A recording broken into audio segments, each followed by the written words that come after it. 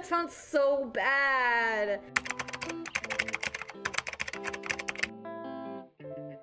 Hello and welcome back to my channel. If you're new here, my name is Kiki and all we do here is talk about books. I know that's very general, but that's it. That's the gist of this channel. This week we are reading another book that my Instagram followers picked out for me. It's the second one out of the 3 that they chose, and that is The Inheritance Games by Jennifer Lynn Barnes. I know nothing about this book except that it's a love triangle, I think. I know there are puzzles. I know it's some sort of mystery thing, maybe? I don't know. For some reason, I think of Clue. When I think of the Inheritance Games, Clue comes to mind. If I'm reading the back cover, we have Avery, who wants to survive high school. She wants to win a scholarship and she wants to leave her town. But something happens when Tobias Hawthorne dies and leaves her virtually his entire fortune. The only catch is that Avery must move into his sprawling mansion full of secret passages, riddles, and codes. Unfortunately for Avery, Hawthorne House is also occupied by the family that was just disinherited.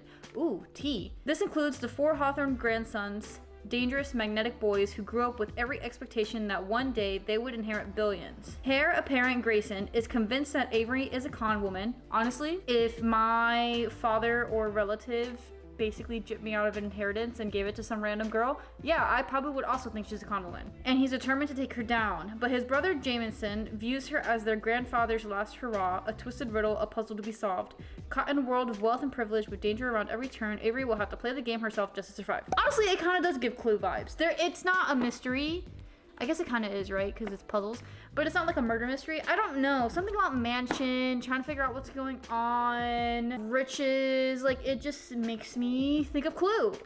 That's it. But I did put this up to a vote against, what was it?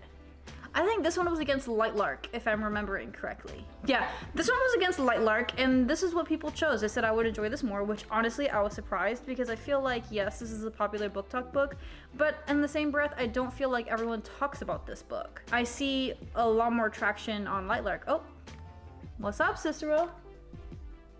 In terms of expectations for this book, as you can probably assume, I have none. If you're new here, or if you've seen a few of my videos, you probably have caught on. I really don't look into these books too much. I look at the cover, I look at the general star rating on Goodreads, and kind of skim the back of it if I remember to, and then otherwise I just pick it up. And that's why I have this book in my hand.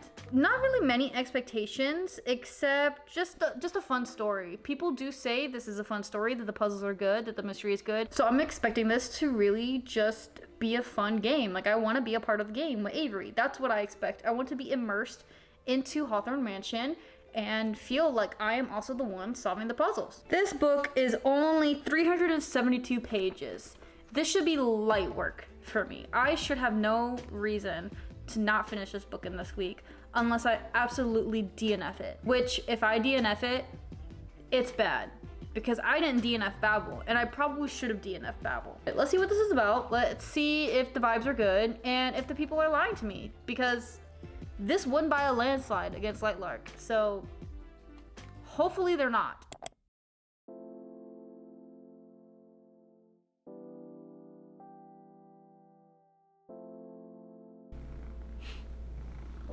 This guy.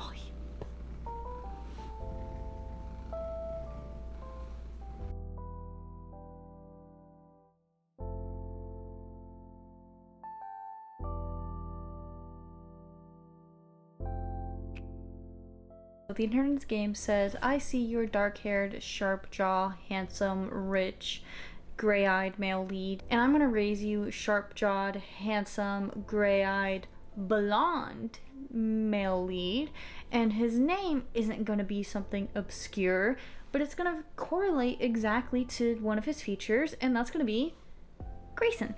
Mr. Silver-eyed Grayson. No hate to the author, it's just already in these first 20 pages giving YA. It's heavily YA. Avery is apparently like the world's smartest girl, given her circumstances. She is poor and needs money and is being kind of saved by a rich, handsome man and his family. 1 hour later. I'm stopping on page 102 for tonight. I made really good progress.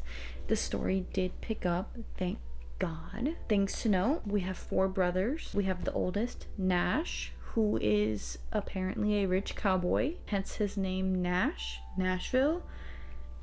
I don't know. We have the second older brother, we already talked about, gray-eyed Grayson. We have the third one, who is the troublemaker, and his name is Jameson. Apparently he was drinking and drunk when she first met him, and his name is Jameson. Again, maybe just another coincidence, you never know. And then we have the youngest baby brother, who apparently is a freaking genius and has patents and is a goofball, and his name is Alexander, or Xander. If I had to put money on who Avery is going to be with by the end of the series, my money is on Jameson. He is the dark-haired bad boy of the group, and those are just kind of the ones that always end up with the girl at the end. So I do think in terms of a love triangle, it is going to be between Grayson, Jameson, and Avery. I think Xander is just going to be the chill little brother type. She's not going to go for him. And I think Nash is going to go for her sister Libby. It's clear right now, evidently clear that Nash is going after Libby. Again, it is giving clue. We have riddles, we have mystery, and now we have a potential murder. And hopefully tomorrow we can read another 100 pages. That would be amazing if I could get that far in the book. I'm gonna leave it here, and I will talk to you guys next time.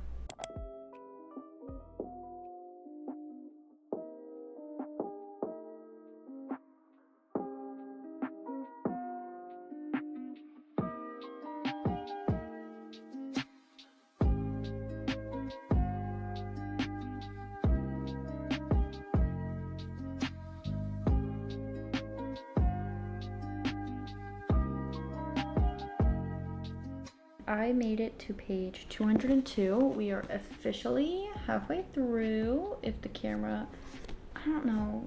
There we go, halfway through. Avery is still very much in her stereotypes. I think the whole thing now with the dead girl, aka Emily, we have a name for her now. Avery's desire to be like her and fill that role is very interesting. What I thought was a love triangle is actually 2 love triangles, and they make a Venn diagram. Jameson, Grayson, Emily, and we have Jameson, Grayson, Avery. All of them connected. That's interesting. I can't tell if Jameson was the one who was dating Emily or if Grayson was the one who was dating Emily, but I can tell that they both have some sort of thing for Avery. My money is on Jameson. I'm gonna say it. I think he'll be the one by the end of the story, just by how much screen time he's having. Unless this is an ACOTAR scenario, that's my guess. The plot is plotting. That wasn't English. There's really like nothing going on, if that makes sense. Like I've read 200, like I said, 202 pages, and not too much has happened besides Avery going to this mansion and trying to help Jameson figure out this puzzle. So I guess it's good. It's not bad. I do wish we had a map of the house and the land to compare to, because yes, we get descriptions about all these hallways and secret passageways and the fact that there's a solarium and a bowling alley and apparently multiple libraries and multiple rooms for all of these family members and a whole separate cottage for 2 of the main staff to live at. It seems too gargantuan for me to understand and wrap my little brain around. Like, I would have appreciated a map, a floor plan, anything to really solidify how bonkers it is that this one man had this amount of money. Little Brown, just for future reference, something like that would have been really, really appreciated by me specifically. Also, the way Avery is already like, she's like already kind of into them. Avery is just trying to basically girl boss her way through this new world that she's in, because she has no clue about anything what's going on except whatever information that the Hawthorne brothers are giving her, which isn't much. They literally, quite literally, speak in riddles and rhymes. I guess they inherited that from Grandpa. I'll see y'all whenever I see y'all. All right? Bye.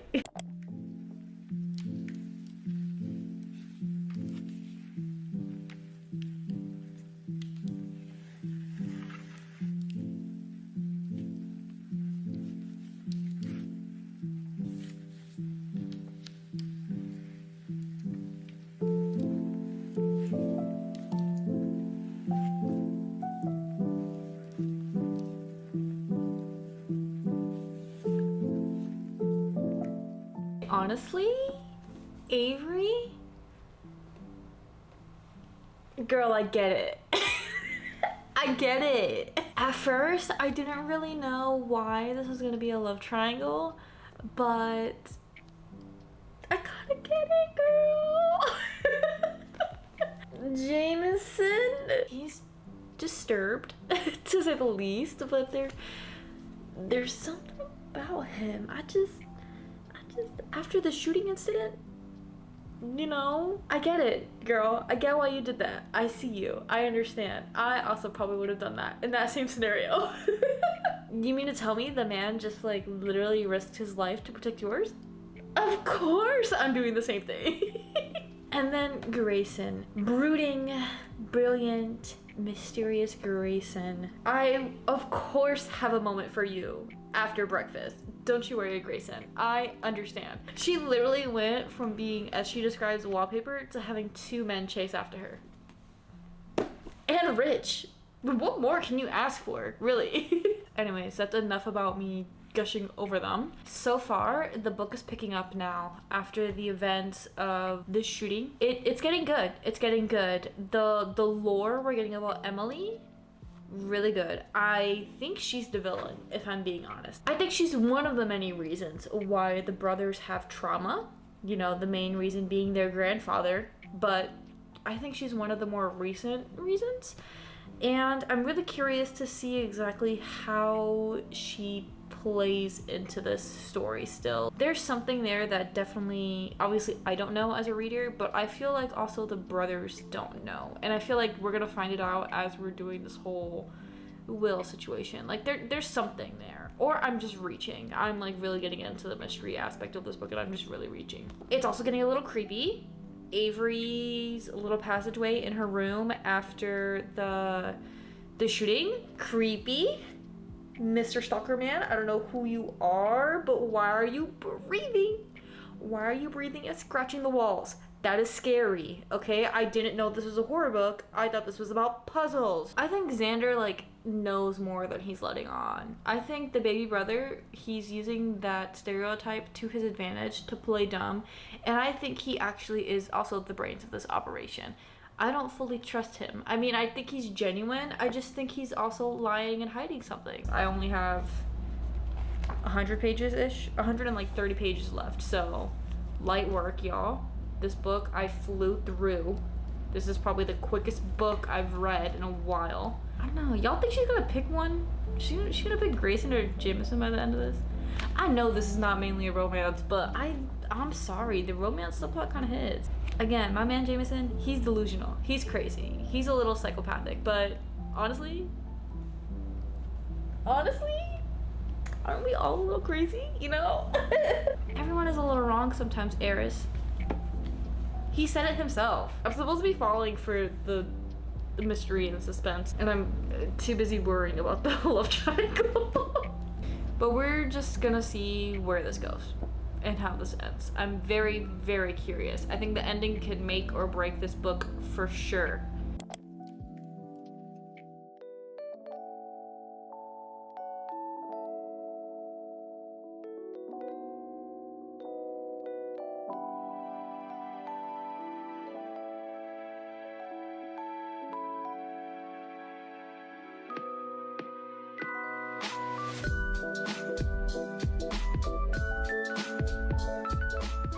Sorry, my cat is playing with her toy. Just ignore the ringing if you hear it.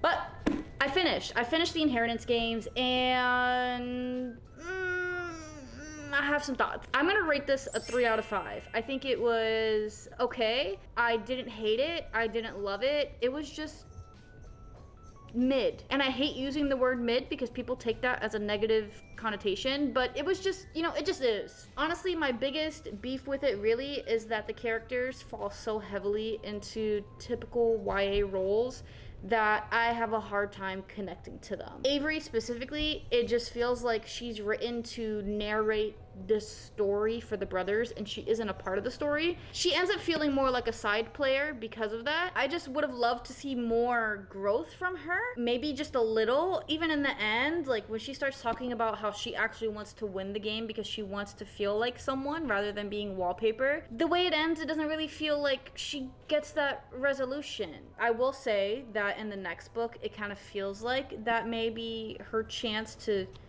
become someone, but who knows? I just would have loved to seen a little bit of sprinkling of that in here. Besides Avery, the brothers also really fall into various stereotypical roles. I would love to see more depth from them. It's like they have this basic trauma and we like kind of discuss it, but we don't actually go deep, right? Like there is no depth to their trauma. It's just a few lines of it and that's it. What I did really like and what really saved the rating for me is the last half of this book.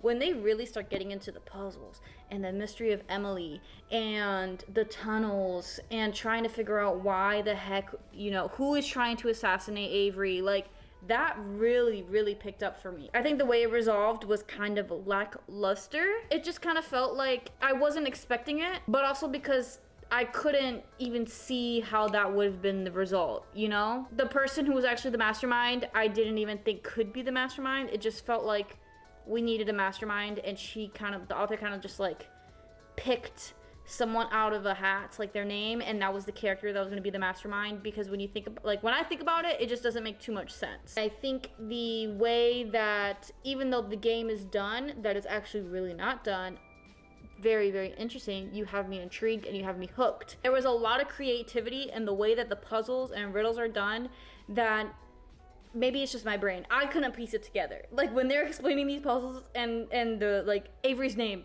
don't even ask me. I don't even, the fact that the author came up with that, amazing. I do kind of still like the love triangle. I normally don't do love triangles, but I liked it for some reason. I don't know. Maybe it is because it's just like stereotypical roles, and I haven't read a book where it's just you have the bad boy and then you have the really studious one, and they're like, oh, then you have the girl. Like, I don't know. In the same breath, I guess I kind of do eat up the love triangle roles. I think it was decent. I don't think there was anything horribly wrong with it. It's a nice little read. Like, it's small.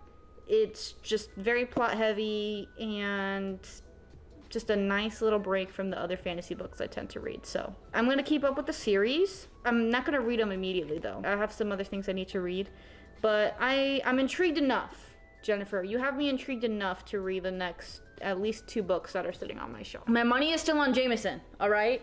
My money is still on Jameson. If he isn't the one who wins at the end of this, I will be very surprised. This is gonna be the quickest vlog ever on my channel because frankly, there's not a lot to talk about. There isn't a lot in here. And that sounds so bad, but there just isn't a lot in here. If you need a book where you just need a love triangle and you need some puzzles and you need a little bit of excitement, but nothing too crazy and nothing that needs to really get the neurons fighting up here, this is the book for you. That sounds so bad. It's not bad, I promise. I'm gonna end the vlog. I hope you enjoyed this video. Let me know what you think about the Inheritance games if you've read it in the comments. Let me know if you liked the book. Let me know your bets on if you think Avery is gonna be with Jameson or Grayson. I'm really interested to see where the girlies are falling. And yeah, I will talk to you guys next time. Bye.